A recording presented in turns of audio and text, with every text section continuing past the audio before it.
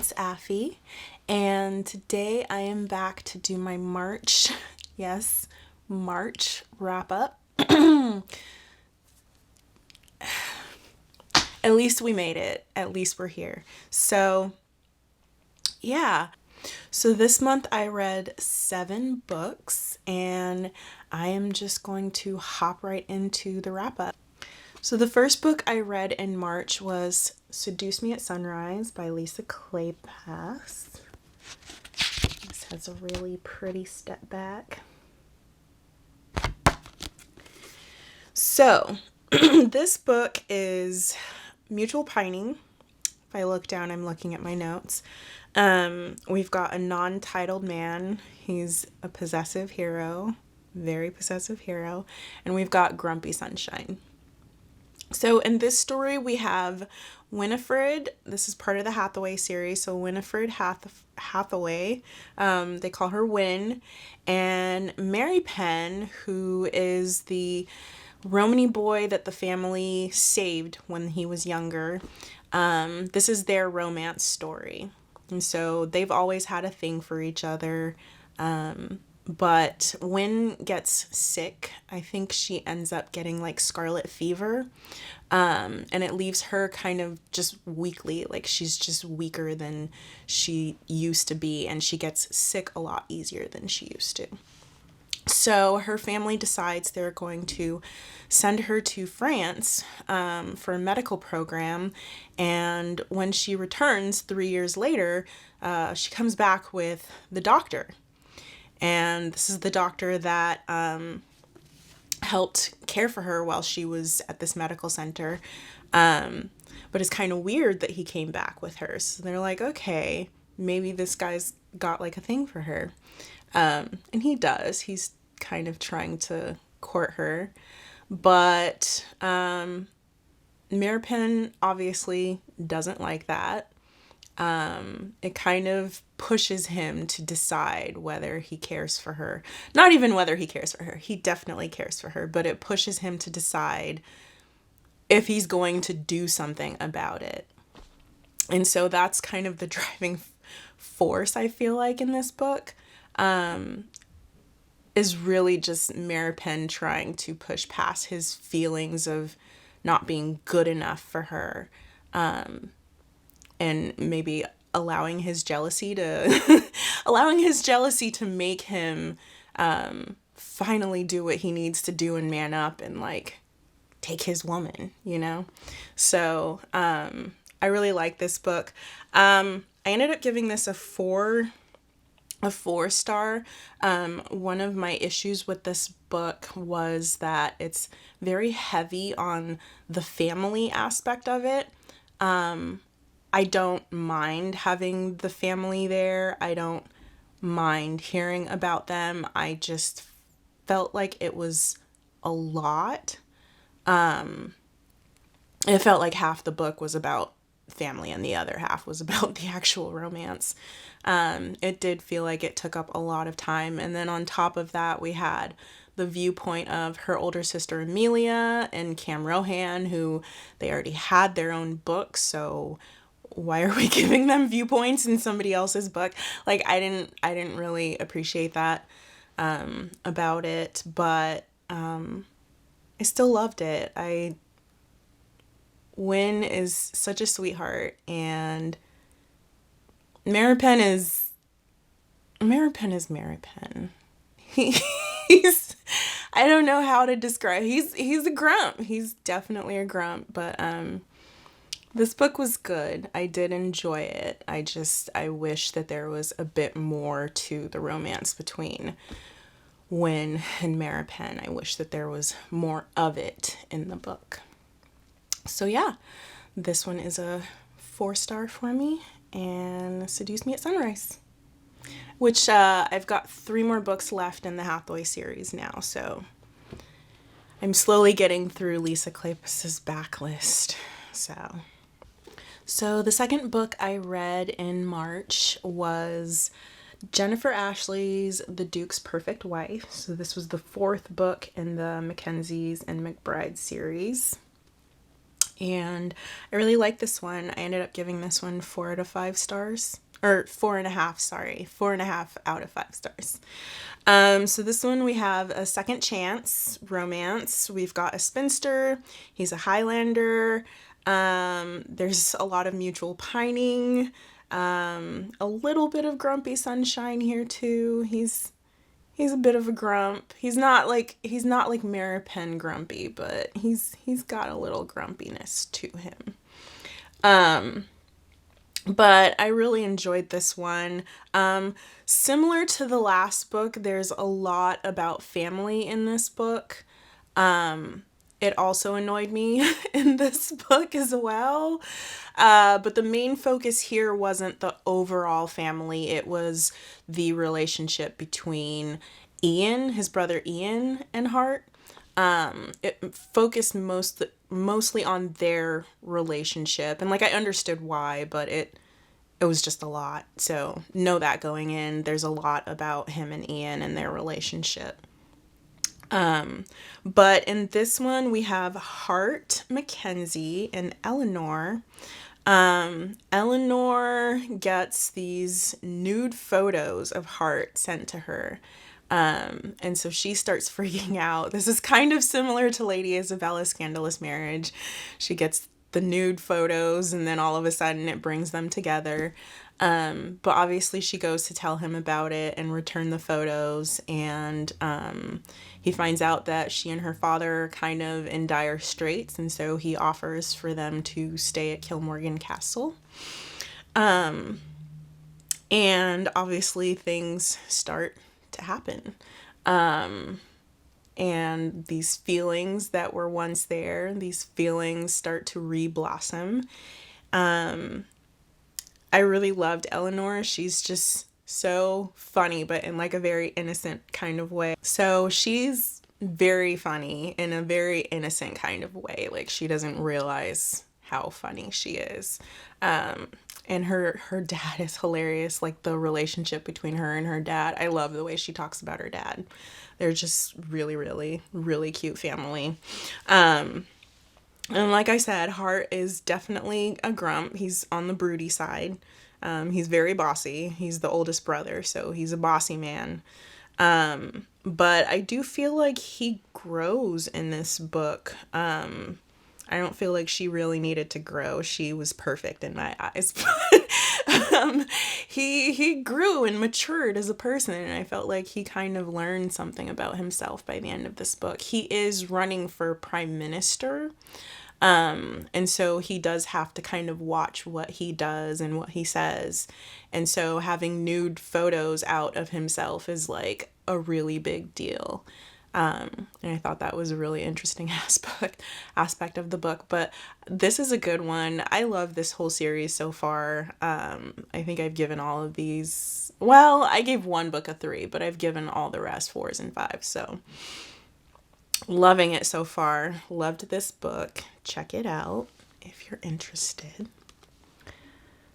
All right, so the next book I read in March was Joanna Shupe, and it was The Lady Gets Lucky. This is the second book in the Fifth Avenue Rebels. This one's going to be annoying to hold because it's in that trade market paperback size or whatever. My fingers are stretched. Anyways, so this book is American. It's obviously written during the Gilded Age. We've got a non-titled man here. We've got a secret relationship. We've got some lessons in seduction going on. A lot of mutual pining. The good stuff. So in this book we have Kit and Alice, and they are at the same party that the first book starts at. It's a country party, I guess. They go out to stay in the country for a week or two, and like people just hang out at that house and do all kinds of fun stuff for the whole week or two. So they're at this country party, and Alice goes to Kit, who's a bit of a rake, and she asks him if he would be willing to teach her give her lessons in seduction, teach her how to attract a man. And he at first is like, what? um, no. And then he thinks about it, and she happens to have had a cook that worked for her family, that he is interested in having work for his new supper club that he's opening. And so he's like, hey, if you can get this guy, like if you can get me the hookup, like I totally will do this. Like, I'm down. And so she's like, all right, well, I know the recipes, so I will give them to you if you give me these lessons in seduction. And so they do start their little classes, and they're super cute at first. And then obviously it starts to turn a little hot under the collar. So yeah, this book was so funny. It was funny. It was, gosh, like, I don't know what it is about them. They're very similar in a lot of ways, but different. I don't know how to put that. And he's so supportive of her. I love how supportive he is with her. And she's super sweet, but super shy. And I feel like she grows by the end of the book. She becomes a lot more confident, and she really puts herself out there. And she put herself out there in the first place by coming to him. Like, that was such a big step for her, because she's such a shy woman, and, you know, her mother didn't treat her very well, and so she just kind of always just stayed in her shell. So it was a really big step for her to even ask him this. And an even bigger step for her further down in the book. I don't want to say exactly what happens, but she really does grow a lot, and I love that. This book was so good. Like, it had magic in it. I don't know. She sprinkled crack in it or something. I don't know why, but I just was smiling by the end of this book. So if you have not read this series, start with this one, actually. Don't even bother with the first one, but read this series. This series is so good. Okay, so the next book that I read in the month of March, and this one made me uber happy. This is an absolute new favorite. Like, I am putting it up there as a holy grail. It's so good. So this is Stacy Reid, and it's A Scoundrel of Her Own. And this cover is so gorgeous. Just look at all the blue. Blue is my favorite color. It's my favorite color. It's so pretty. Okay, I need to calm down. So in this book, we have Ophelia, or Fifi as they call her, and Devlin Byrne. Actually, only Devlin calls her Fifi, but yeah, Fifi. So we've got a wallflower. We've got a working man. There's a class difference here. It's also kind of a second chance romance, a little bit, and very forbidden because, again, there's a class difference. So in this book we have Ophelia, and when she's 8 years old, she ends up in a carriage accident, and this accident leaves her kind of off in the woods somewhere. They can't find her, and so this little boy named Niall finds her, and for almost a week she's lost in the woods, and Niall cares for her. They find a little cabin, and he goes out and he hunts and gets rabbits and comes back and like cooks it for them to eat. He sets the fire for them at night and brings blankets and things to keep them warm. He takes care of her. Until one day somebody does come and they find her and they take her home, and as they're taking her away to go see her family, he tells her, "Don't forget me. Wait for me. I'm coming back for you." And they had made their own little wedding ceremony, and decided that they would marry each other when they grew up. So he was like, wait for me, don't forget me, I'm coming back for you. And so obviously years pass. I think it's like 12, maybe 15 years later. She's moonlighting as a singer at this club, and she gets asked to perform for this guy named Devlin Byrne. And so she goes to perform and realizes pretty soon, or pretty quickly, that Devlin Byrne is Niall. He is the boy that she met all those years ago, and he is amazing. I love this man. I want this man. He needs to be mine. I mean, I have a man, but I'm just saying, if I didn't, he would be mine. This scrumdiddlyumptious man right here. I cannot say enough good things. This man is so wonderful. He loves her so much. This one made me cry a little bit. I'm not a crier, but occasionally I'll get a tear or two. So yeah, it gave me a tear or two. I'm not a big crier, but there was a tear or two. But I love him so much. This was written so well. I love Stacey Reed's writing. Everything I've read by her so far. This is the third book in the Sinful Wallflower series, and I've loved every single one of them. So she's like up there right now as far as authors for me that are auto-buy. Like, I don't care. Even if it's a sucky book, I will still read it because it's Stacey Reed and she writes so beautifully. But this couple, they are bold. They do not care. Like, they do not care about being caught. Like, they don't care. And it's great. I love it. I was like, these two are bold as fuck. They're just like, oh, somebody caught us? Well, stuff happens. Like, it's just what happens. Like, they don't care. And I love it. I love that they just put they put it all out there. They put their emotions and their feelings for each other out there. And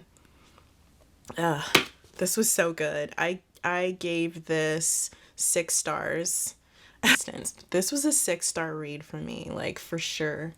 This was so good. It really did give me, again, the magic vibes. It's got a lot of the same tropes with the class difference, with the second chance. Yeah. This was so good. And then as my theme for this one, I said flower rings, because they made each other flower rings when they married as children, and I just thought that was so sweet. But the other one that I have for this book is actually a goat, and it's kind of like a joke inside the book about a goat. But those are my 2 symbols for this book. I just thought those were really good ones. So yeah, A Scoundrel of Her Own. Again, the magic vibes. Trust me, it's got, again, the magic vibes. If you love, again, the magic, you will love this book.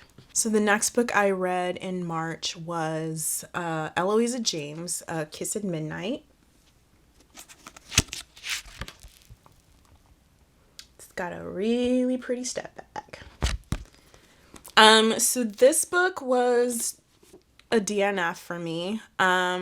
I don't know what it was. I kind of was going between the book, and then I tried to audio book it for a little bit, and then I went back to the book, and I could not get into it. I don't know what it was, but I just couldn't get into it. So this is a Cinderella retelling. It started off really strong, like the premise, like, what Cinderella retellings are.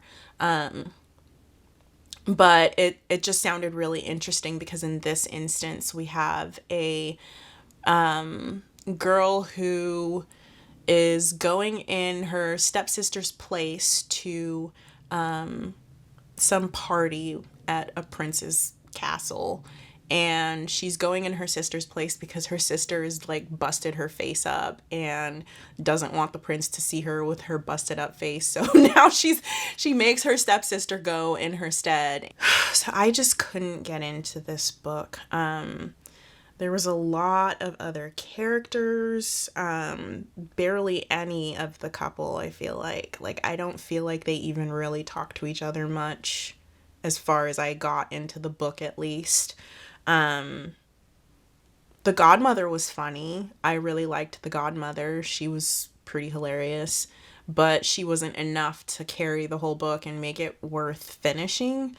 Um, so yeah, I don't know. I was kind of starting to get into a slump too at that point, so I it could have just been because I was in a slump. It could be because I was going back and forth. I don't know. I really wanted to give it a try, but I feel bad because I just couldn't. Like, I just couldn't. I think I got maybe 40% through the book and then I gave up. So I tried. So the next book that I read in March was by Sophie Jordan. It's called The Duke Buys a Bride. This is part of the Rogue Files series. This is the third book in the series. I accidentally skipped over the second book because I was so interested in reading this one and I had assumed for some reason it was the second book. So my fault, but I don't care. It was worth it to skip over. This book was so fun. So in this book we have class difference, we've got a road trip, we've got one bed, we've got some caregiver scenes, obviously a lot of forced proximity going on. This one was a good one. This kind of gave me, was it 1 week, 1 week of danger? Is that the book from the Spindle Cove series?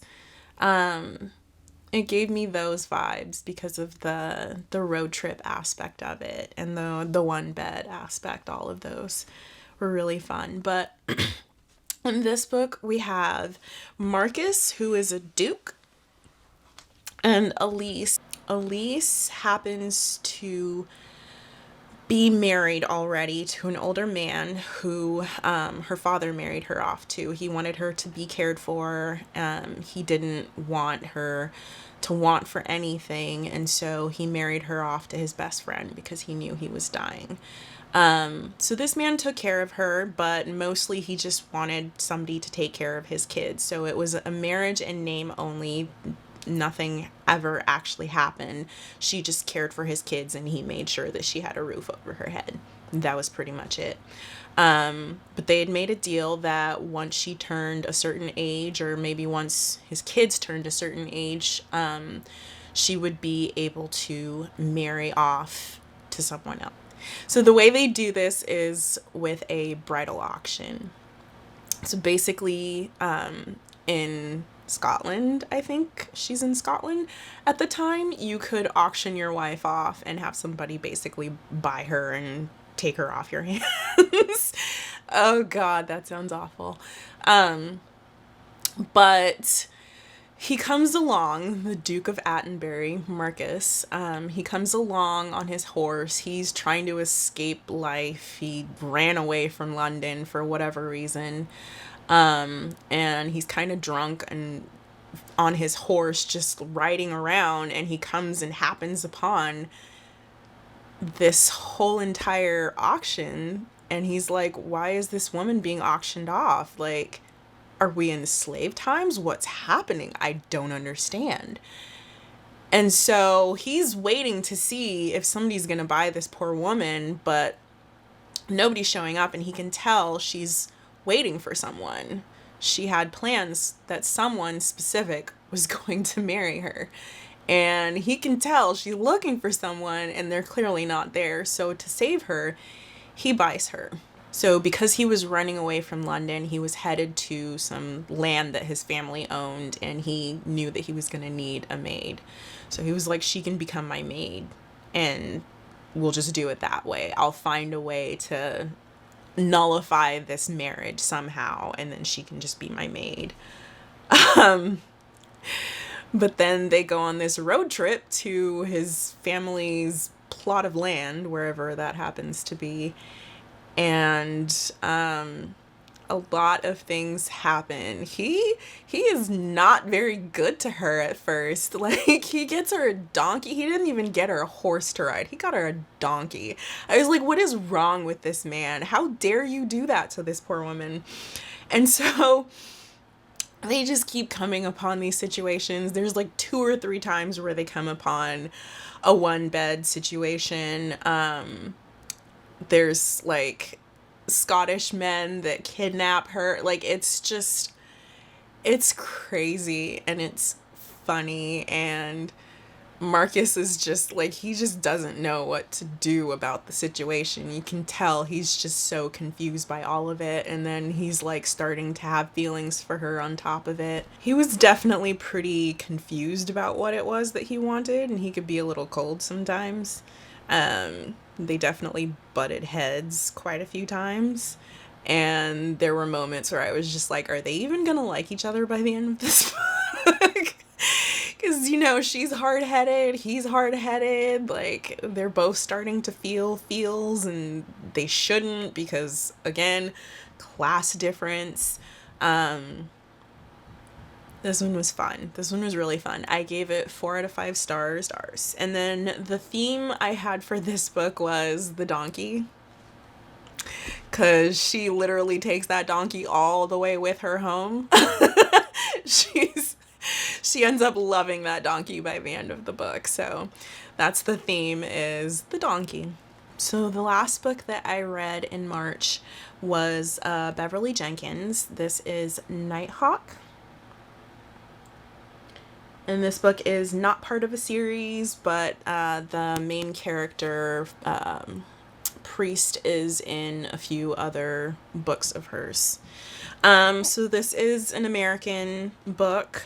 We've got an outlaw, we've got an age gap. It's not a huge one. I think it's like maybe 10, 12 years.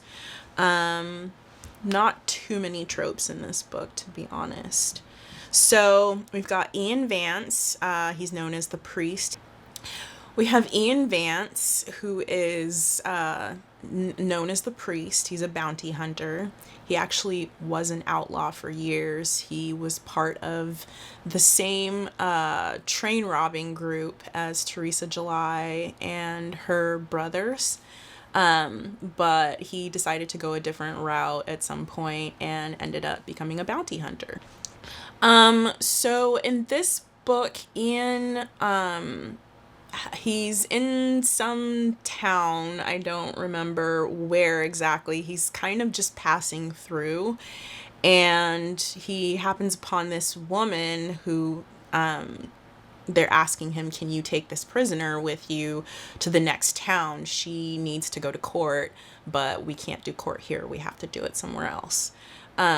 And so the woman's name is Maggie, and what had happened is she was at work and some man tried to put his grimy hands on her. Sleazy prick shows up and tries to do his sleazy prick stuff, and she's not having it, and so she goes to defend herself and he falls and breaks his neck. It's not really her fault. She was protecting herself, but they take her in, and so now she's got the preacher taking her on a little road trip. Again, we've got another road trip. This one wasn't as good as The Duke Buys a Bride. The Duke Buys a Bride was a much better road trip book. This one was just okay. I didn't love it. I didn't hate it. It was just okay. The writing was a bit weird to me. Like, it didn't really feel like a Beverly Jenkins, like it still felt like her, but the writing just felt weird in places. I'd be like, I don't know how to describe it. It's just, I noticed things in the writing, and I usually don't. So there was that, and then it felt a little clunky. It just didn't really do it for me. And then I ended up not finishing it, but not because I was actively trying to DNF it. It's just there was a scene at the end of the book with animals dying, and it really bugged me, and so I paused at that point, and I was like, I don't know if I want to finish after hearing and thinking about that. Like I was literally thinking about it for 2 days after, and I had listened to it on audiobook, so I didn't end up finishing this one, but I would have if it hadn't been for that scene. So yeah. So technically this was a DNF, but in reality it was not a DNF. I did not want to DNF it. I just couldn't get past that scene. And I'm not going to say which animals it was. Animals were dying and I didn't want to read about it. So thank you for joining me today. This has been fun. I'm glad I finally did this so we can move on. Hopefully for April, I will be able to get the video out in time. So far, I've only gotten through 5 of my 8 books for April. So yeah, we'll see. We'll see when next month comes around how well we did. I'm still gonna try and get through before I let go. So I might skip one of my other books to get to it. But thank you guys so much for watching, for being here today. Leave me some comments in the comment box. Have you read any of these books? If you have, tell me how you liked them or didn't like them even. Yeah, I'm looking forward to doing next month's because I've got April's, because there was a book this month already that I really enjoyed as well. So looking forward to doing this month's wrap up as well. But if you made it to the end of this video, go ahead and leave me a window emoji. I don't know why, that's just the first thing I thought of. Leave me a window emoji. Oh gosh. All right, you guys. Thanks for watching. Bye.